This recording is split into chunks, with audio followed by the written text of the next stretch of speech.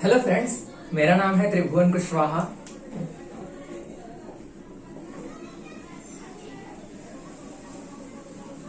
और मैं आप लोगों को आज केमिस्ट्री पढ़ाऊंगा। और केमिस्ट्री में आज हम लोग पढ़ेंगे सॉलिड स्टेट चैप्टर। और जनरली इस वीडियो में हम बात करेंगे कि हमें सॉलिड स्टेट पढ़ने की जरूरत क्यों पड़ी, क्या रीजन है कि हम सॉलिड स्टेट को पढ़ रहे हैं। सो विदाउट टाइम वेस्ट किए हम सॉलिड स्टेट चैप्टर को स्टार्ट करते हैं।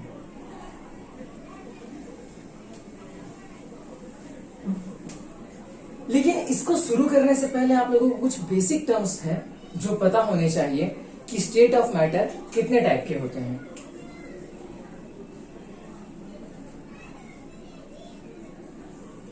तो स्टेट ऑफ मैटर कभी भी 5 टाइप के होते हैं। एक होता है सॉलिड, जिसके बारे में आज हम पढ़ेंगे। एक होता है लिक्विड,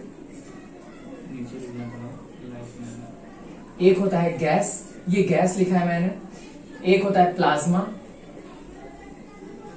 और एक होता है आइंस्टीन कंडेंसेट।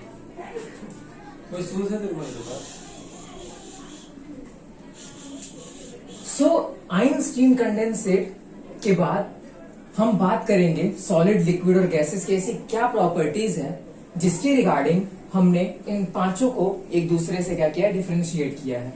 सो अब तक हम पढ़ते आ रहे थे, आप लोगों ने 10th में भी पढ़ा होगा, आपने 11th पढ़ा है तो 11th में पढ़ा होगा कि जो सॉलिड होते हैं उनके बीच में जो मॉलिक्यूलर डिस्टेंस होता है, या जो एक एटम से दूसरे एटम के बीच का जो डिस्टेंस होता है, वो क्या होता है, बहुत छोटा होता है। क्या होता है, बहुत कम होता है। एक एटम से दूसरे एटम के बीच का जो डिस्टेंस है वो क्या होता है, बहुत कम होता है। In the case of liquid, liquid के अंदर ये डिस्टेंस जो होता है जनरली थोड़ा ज्यादा होता है, और इनके बॉन्ड्स को तोड़ना या इनके बीच के इंटरैक्शंस को तोड़ना बहुत इजी होता है। जैसे मैं आप लोगों को एग्जांपल देता हूं कि लिक्विड के अंदर क्या फिनोमिनॉस चलती हैं। जैसे मेरे पास ये वाटर है,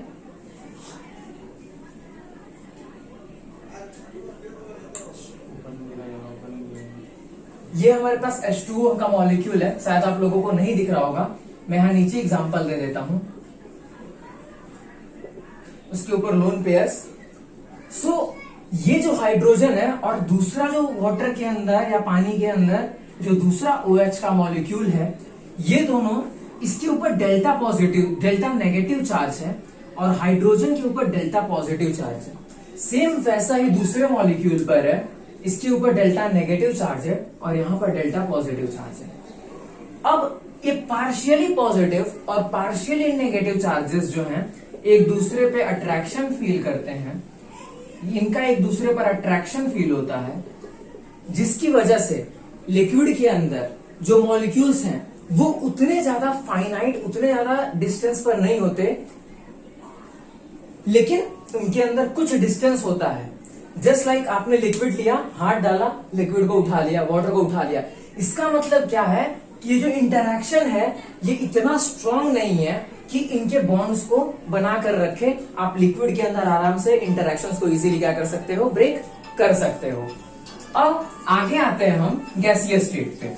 सो अगर इसकी बात की जाए जनरली लिक्विड स्टेट्स की, तो लिक्विड स्टेट्स में जनरली क्या होता है कि जो मॉलिक्यूल्स हैं वो कुछ डिस्टेंस पे होते हैं, उतने बहुत ही नजदीक नहीं होते या बहुत ही ज्यादा दूर नहीं होते।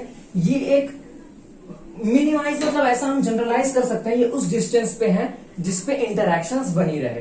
अब आते हैं हम गैसेस में। तो गैसेस की कंसेप्ट हमने ये समझी है, आइडियल गैसेस की, कि एक गैसियस एटम से जो दूसरे गैसियस एटम के बीच का इंटरैक्शन है या फोर्स ऑफ अट्रैक्शन है वो 0 है। मतलब आइडियल गैस के केस में कभी भी एक गैसियस एटम दूसरे गैसियस एटम से कभी भी इंटरैक्ट नहीं करता, वो फ्री है कि वो कहीं भी क्या कर सकता है, मूव कर सकता है।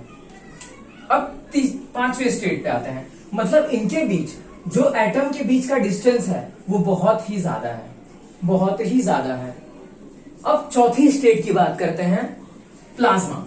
सो प्लाज्मा क्या होता है, ये जनरली एक सुपर हॉट गैस है। Plasma is generally super hot gas.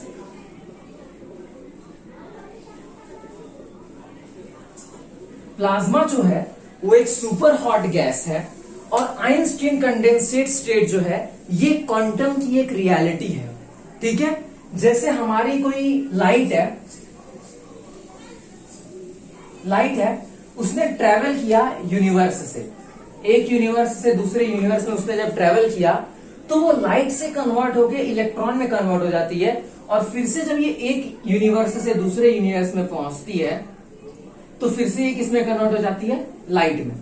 तो ये एक टाइप की क्वांटम की फिनोमेना है जिसके अंदर आइंस्टाइन कंडेंसेट स्टेट की जो स्टडी है वो की जाती है। ठीक है, सो ये 5 स्टेट ऑफ क्या है, मैटर्स है। अब आगे की चीज जो है वो हम जनरलाइज करेंगे कि हम सॉलिड स्टेट पढ़ क्यों रहे हैं, क्या रीजन है हमारा सॉलिड स्टेट को पढ़ने का।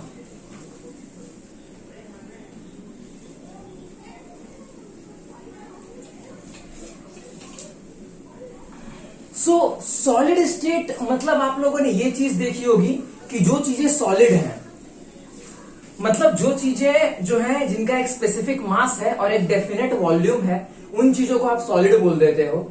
ठीक है, तो सॉलिड में क्या होता है, बॉन्ड्स होते हैं। ठीक है, तो चलो देखते हैं आगे। पते की बात बता रहा हूं, ध्यान से सुनना क्या बता रहा हूं। आज तक हमने क्या पढ़ा हुआ है 11th स्टैंडर्ड से कि जो आयनिक बॉन्ड होते हैं वो सबसे ज्यादा स्ट्रांग होते हैं, उसके बाद जो कोवैलेंट बॉन्ड होते हैं वो उससे थोड़े से वीक होते हैं, थोड़े से, और जो वेंडर वॉल फोर्सेस की वजह से बने हुए बॉन्ड होते हैं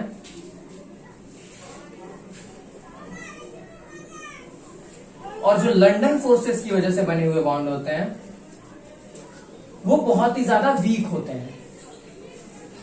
ये जनरली क्या होते हैं, स्ट्रांग होते हैं। इसमें भी आयनिक जो है वो सबसे ज्यादा स्ट्रांग होता है, फिर कोवैलेंट, फिर उसके बाद वेंडर वॉल। वेंडर वॉल में क्या कहता है, आयनिक आयनिक इंटरैक्शंस, पार्शियली वाला। ठीक है, पार्शियली पॉजिटिव पार्शियली नेगेटिव। आयनिक डायपोल आता है, फिर डायपोल डायपोल आता है। ठीक है, ये कुछ टाइप के क्या होते हैं, इंटरैक्शंस होते हैं जो हमें किसी भी सॉलिड के अंदर देखने मिलते हैं। ठीक है, तो बात यहां से ये उठ जाती है कि अगर हम लोगों को जो बॉन्ड्स हैं वही अगर हमें सब कुछ बता दें तो हमें सॉलिड स्टेट पढ़ने की जरूरत क्या है। अगर जो बॉन्ड्स हैं वही हमें सारी इंफॉर्मेशन दे देते तो हमें सॉलिड स्टेट पढ़ने की जरूरत क्या है। तो जरूरत यहां से क्रिएट हुई सॉलिड स्टेट पढ़ने की